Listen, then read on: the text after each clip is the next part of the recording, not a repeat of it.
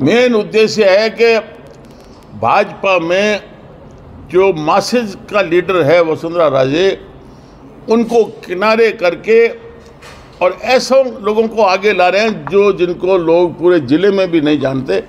इसलिए हम इस निर्णय का, इस संकेत का विरोध करने के लिए पूरे प्रदेश में निकले। अभी मारवाड़ के अलग अलग जिलों में जाके आए और उसके बाद अन्य जगहों पर निकलेंगे। जी, क्या वसुंधरा जी बीजेपी छोड़ देगी नया तीसरा मोर्चा बनाने? नहीं, देखिए वसुंधरा जी क्या करें क्या नहीं वो उनका काम है। मुझे नहीं लगता कि वो को पार्टी छोड़ेंगी।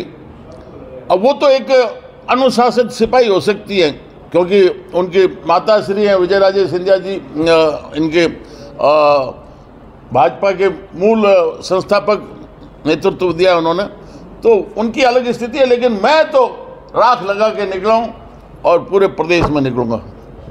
देवी सिंह जी, आपको नहीं लगता है कि वसुंधरा जी बीजेपी में है, आप बीजेपी से बाहर है, तो ऐसे में वसुंधरा जी की आप जो वकालत करके, कई लोग ऐसे भी कहते हैं कि देवी सिंह जी अपनी खुद की राजनीति बढ़ाने के लिए वसुंधरा जी का नाम यूज? नहीं, मुझे निकाल नहीं होती राजनीति बढ़ानी, तो मैं कभी का निकल जाता। मुझे कौन रोकने वाला था?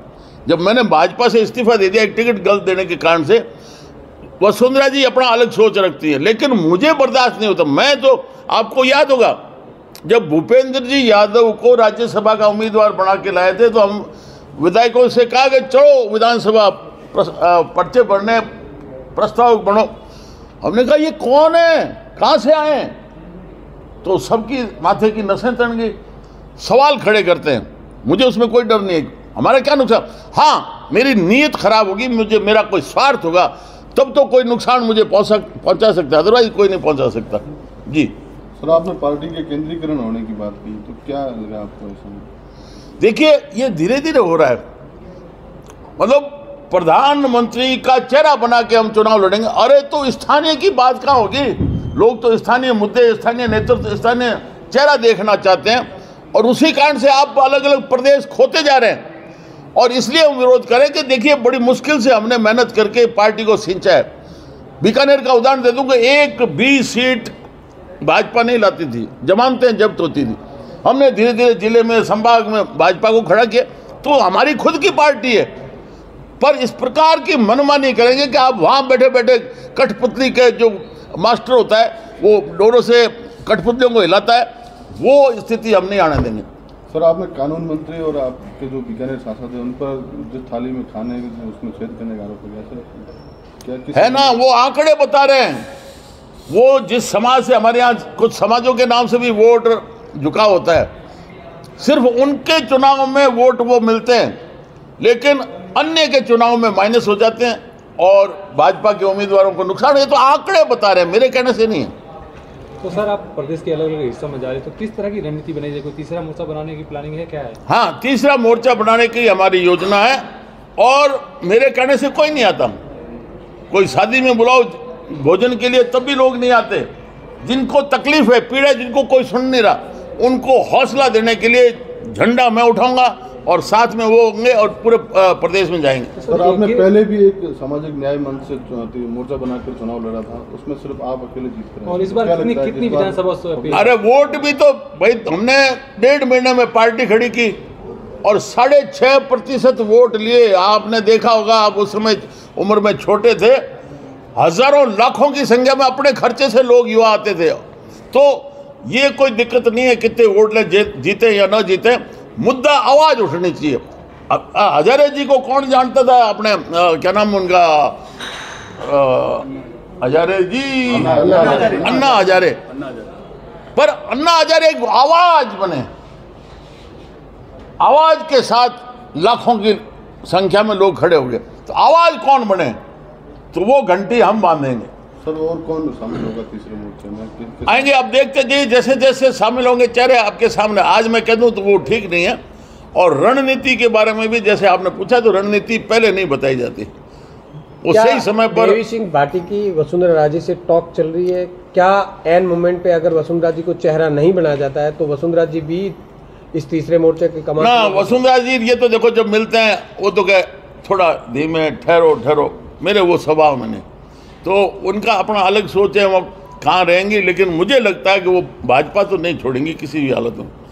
छोड़ेगा तो देवी सिंह भाटी इसी सोच के लोग। क्या देवी सिंह भाटी के इस कदम से जो जिस तरीके से पूरे प्रदेश के अंदर घूम घूम करके आप तीसरे मोर्चे की बात कर रहे हो वसुंधरा राजे का नाम लेके, ऐसे में लगता नहीं कि वसुंधरा राजे की छवि खराब हो रही है और वसुंधरा राजे के कई नुकसान? मैं सही आवाज उठा रहा हूँ, लोग इसको सही मान रहे हैं, मेरे पास फोन आ रहे हैं, संदेश आ रहे हैं ना कि बिल्कुल साहब हम आपकी बात के साथ हैं। आपको सबको पता है आज वसुंधरा जी बिना नोटिस के बाढ़ में आके बीच में बाजार में खड़ी हो जाए, हजारों की तादाद में आ जाते हैं।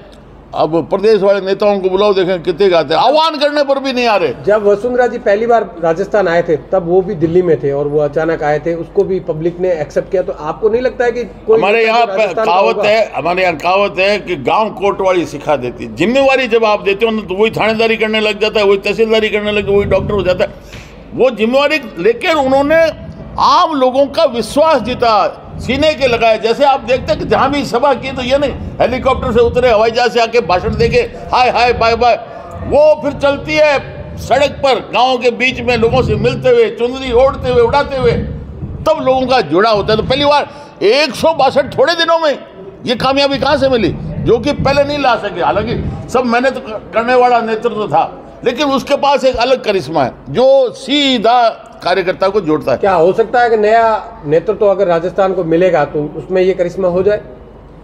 ये करिश्मा का जिम्मेवारियां तो दे दी, पिछले काफी समय से देते आ रहे हैं। कितना जुड़ा हुआ, अभी जो कार्यक्रम दिए वो कैसे हुआ ना, नहीं सहेगा राजस्थान, आक्रोश रैली क्या रहा। तो ये जो जिम्मेवारी जिसके अंदर करामात होता है, जो जिसकी समझ है, वही। अब तो सारी छोटी छोटी बात के लिए क्या हम पेशाब करने के लिए जा सकते हैं, ये भी संदेश आते कि हाँ 5 मिनट में जल्दी आ जाओ पेशाब करके भी। तो ये स्थिति मैं ठीक नहीं समझता। एक तरफ कहते हैं प्रजातंत्र, एक तरफ कहते हैं कि संगठन में आप अपनी बात रखो और फिर हमें मौके पर बोलने ही नहीं देते। ऐसे तो देवी सिंह भाटी की व्यक्तिगत अर्जुन मेघवाल से जो नाराजगी है वो किस बात को लेकर? व्यक्तिगत नहीं है, लाए कौन थे उनको?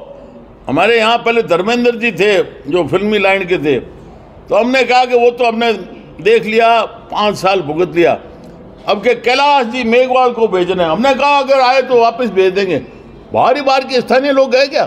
तब ये मेरे पास आए थे और मैंने उस समय सहमति दी थी कि बीकानेर के रहने वाले, और उसके बाद में जी जान लगा के थोड़े से वोटों से जीते थे, पर उसके बाद में उनका जो भी ये कार्यशैली समझ है वो ठीक नहीं लगी मुझे। तीसरा मोर्चा क्या बीजेपी को हराने के लिए होगा या ना? बीजेपी को हराने के लिए हमारा उद्देश्य, हम तो कहेंगे जो आवाज उठाए आगे आए, वो गुरु गोविंद सिंह के 5 प्यारे कौन बनते हैं वो आओ, तो वो आएंगे। नफा नुकसान फिर नहीं देखता, युद्ध क्षेत्र में जाते ये थोड़ी देखता है कृष्ण भगवान का भांजा जा रहा था अभिमन्यु, तब भी वो उसे बचा नहीं सकता, ये तो चलता रहेगा। क्या वसुंधरा जी ने अगर आपको कहा कि देवी सिंह जी आप शांत रहे, पार्टी के लिए नुकसान नहीं करे, तो देवी सिंह जी का क्या कदम रहेगा? अब भले लोग सारे यही कहते हैं, क्यों बोलते हो, थोड़ा देखो। मैं कहा नहीं, हमने म्यान से तलवार बाहर निकाल लिए, शरीर के राख लगा लिए, चलेंगे। बीकानेर में वो वसुंधरा जी आपको बीजेपी ज्वाइन करवाने वाले थे, एन मूवमेंट पे एक कमेटी बनाकर उसको रोक ना ना ना ना, तो मैंने कभी कहा कि मुझे बीजेपी में शामिल, मैंने खुद ने छोड़ा है पार्टी को। हम तो ये कहते हैं कि उनको नेतृत्व दो तब हम आ सकते हैं, वरना हम पार्टी में आने वाले नहीं हैं। हनुमान बेनीवाल से आपकी अच्छे ताल्लुकात है, तो उनसे भी कोई गठबंधन या फिर इस तरीके की बात होगी आगे? नहीं, ताल्लुकात अपनी जगह अलग है, पर उसके पार्टी का उनका क्या सोच है ये भी मैंने तो चर्चा भी नहीं की है। ये आने वाले समय में वो तो एक कमजोरी होती है ना जहाँ, तब वो आपस में पार्टियों का वो एक होता है गठबंधन और महागठबंधन, जिसके पास समान होता है उसको कहाँ जरूरत है किसी और की। तो अभी तो हम अपने स्तर पर ही सोच रहे हैं, वो आगे आने वाला समय बताएगा जी। ओके।